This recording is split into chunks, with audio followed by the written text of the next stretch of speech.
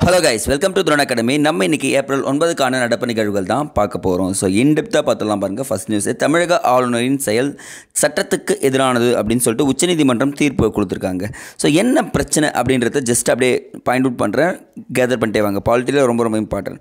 அரசியலமைப்பின் 200வது விதி, பேரவையில் நிறைவேற்றப்படும் மசோதாக்கள் ஒப்புதல் அளித்தல், நிறுத்தி வைத்தல், குடியரசுத் தலைவருக்கு பரிந்துரை செய்தல், இந்த 3 விஷயம் தான் பண்ண முடியும்.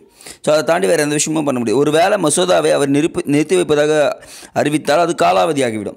அவரது பாக்கெட் விட்டோன்னு சொல்லுவாங்க தெரியுங்களா, அவங்க இப்போ சின்னதான காலாவதி ஆகிவிடும் சொல்கிறாங்க. அதுவும் அந்த மசோதா ஆளுநர் திருப்பி அனுப்பும்போது, திருப்பி அனுப்பிச்சிட்டாரு, அந்த அளித்த உடனே அது திருப்பி சட்டப்பேரவையில் தாக்கல் பண்ணி ஆளுநருக்கு அனுப்பிச்சிட்டாங்கன்னா அது ஆளுநர் என்ன பண்ணி ஆகணும், கம்பல்சரி சைன் பண்ணணும். அவர் என்ன பண்ணிட்டார் பார்த்தீங்கன்னா, குடியரசுத் தலைவருக்கு அனுப்பிச்சிட்டார். எல்லாம் எதுவுமே பண்ணாமல் வச்சுட்ருக்காரு. இது தாங்க அங்கே இருந்த பிரச்சனை. அப்போ 2வது முறையாக அனுப்பிச்ச பிறகும் நீ என்ன பண்ணிடுற, குடியரசுத் தலைவருக்கு அனுப்ப முடியாதுன்னு சொல்லி பிறகும் நீ என்ன பண்ணிட்ட, பாக்கெட் வீடியோவில் வச்சுக்கிட்டீங்கன்னு சொல்கிறாங்க. ஸோ இது தான் என்ன பண்ணாங்க பார்த்தீங்கன்னா, 10 மசோதாக்களுக்கு உச்சநீதிமன்றத்தில் கேஸ் போட்டாங்கப்பா தமிழக அரசு. ஸோ இந்த கேஸ் போட்ட உடனே அங்கே உச்சநீதிமன்றம் ஒரு தீர்ப்பு வாங்குறாங்க பாருங்கள். ஆளுநர் இப்படி பண்ணுறது மிகப்பெரிய தவறுங்க. ஸோ அப்போ ஆளுநருக்கு ஒப்புதல் அளிக்கப்பட்டதாக கருதப்படுகிறது சொல்லிட்டு அரசியலமைப்பில் 142வது விதியின்படி உச்சநீதிமன்றத்துக்கு வழங்கப்பட்டுள்ள அதிகாரத்தின்படி உத்தரவிடுகிறோம் அப்படின்னு சொல்லிட்டாங்க. அப்போ 142வது விதியின்படி என்ன பண்ணிட்டாங்கன்னா, அந்த 10 மசோதாக்களும் இனிமேல் வெற்றிகரமாக நிறைவேற்றப்பட்டது அப்படின்னு சொல்லிட்டு உச்சநீதிமன்றம் சொல்லிடுச்சுங்க. ஸோ அது மட்டும் இல்லாமல் எல்லா ஆளுநர்களுக்கும் அறிவுரையை வழங்கியிருக்காங்க நம்ம உச்சநீதிமன்றம். ஒரு நல்ல தீர்ப்புங்க. ஸோ ஆக்சுவலாக நீங்கள் நோட் பண்ண வேண்டியது, இந்த பேப்பர் கட் கொடுக்குறப்போ நல்லா தெளிவாக படிச்சுக்குங்க, ஓகேங்களா?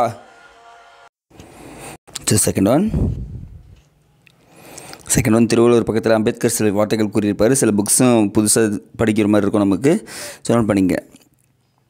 ஸோ இந்த ஆர்டிக்கல் தயவு செஞ்சு படிச்சிருங்க, செம்மையாக கொடுத்துருக்காங்க. அன்றே சொன்ன பாபா சாஹேப் அம்பேத்கர் அப்படின்னு சொல்லி கொடுத்துருக்காங்க. என்னன்னா 1946 ஆண்டு ஆகஸ்ட் 16ஆம் தேதி நேரடி நடவடிக்கை நாளே என்ற பெயரில் முஸ்லீம் லீக் அறிவிச்சிச்சிங்க. ஸோ பயங்கர பிரச்சனை நடந்துகிட்ருக்கு, படுகொலைகள் நடந்துகிட்ருக்கு. ஸோ அப்போ சொல்லியிருப்பார், 1940 என்ன பண்ணியிருப்பார்னா, டிசம்பர் 28 தான் அம்பேத்கர் ஒரு புக்கை எழுதுகிறாருங்க. அந்த நூலில் சொல்கிறார், பாகிஸ்தான் இந்திய பிரிவினை என்ற நூலில் என்ன பண்ணியிருக்காருனா, என்ன நடக்க போகுது அப்படின்னு சொல்லியிருக்காரு. அட் த சேம் டைமில் டெல்லி சுல்தான்கள் வந்தபோது என்னென்ன விஷயங்கள்லாம் நடந்துச்சுன்னு சொல்லியிருக்காரு. நீங்கள் என்ன பண்ணுறீங்கன்னா, பாகிஸ்தான் இந்திய பிரிவினை என்ற நூலை எழுதியவர் யாருன்னா அம்பேத்கர் அப்படின்றத நோட் பண்ணி வைங்கப்பா. அடுத்தது இன்றைக்கான குறள் பாருங்கள். செய்வினை செய்வான் செயல்முறை, அவ்வினை உள்ளறிவான் உள்ளம் கொள்ளல் அப்படின்னு கொடுத்துருக்காங்க. செயலை செய்கின்றவன் செய்ய வேண்டிய முறை, அந்த செயலின் உண்மையான இயல்பை அறிந்தவனுடைய கருத்து தான் ஏற்றுக்கொள்வதாகும். ஸோ ஒருத்தர் செஞ்சுருக்கானா அந்த செயலை, அந்த கருத்தை ஏற்றுக்கின்னு அதுக்கப்புறம் அந்த மாதிரி செஞ்சுனா அந்த செயல் சீக்கிரமாக முடியும். தெரியாத ஒருத்தங்கிட்ட போய் செயலை கேட்கும்போது அந்த செயல் கொஞ்சம் டைம் எடுக்கும் அப்படின்னு சொல்லிட்டு திருவள்ளுவர் சொல்லியிருக்காருங்க.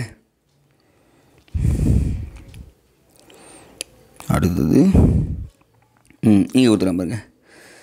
காற்றாலை சூரிய சக்தி மின் உற்பத்தியில் இந்தியா 3வது இடத்திற்கு முன்னேறியது அப்படின்னு சொல்லி கொடுத்துருக்காங்க. ஸோ இந்த ஆர்டிக்கல் படிக்கிறப்போ நமக்கு டிஎன்பிசி ரிலேட்டடாக இங்கே ஒரு விஷயம் முக்கியமாக இருக்குங்க. சூரிய மின் உற்பத்தியில் ஜெர்மனியை பின்னுக்கு தள்ளி 3வது மிகப்பெரிய உற்பத்தி நாடாக என்ன ஆயிடுச்சுன்னா இந்தியா உருவெடுத்துள்ளது. முதல் 2 இடங்களில் சீனா ஃபஸ்ட்டு, அமெரிக்கா செகண்டில் இருக்காங்க அப்படின்னு சொல்லிட்டு சொல்லியிருக்காங்க. ஸோ இது 2 மட்டும் நோட் பண்ணுங்கள் போதும். ஐ திங்க் இன்றைக்கி நியூஸ் ஃபுல்லாகவே இவ்வளோ தாங்க முடியுது. ஸோ அடுத்த வீடியோ பதில் சந்திக்கலாம். நன்றி.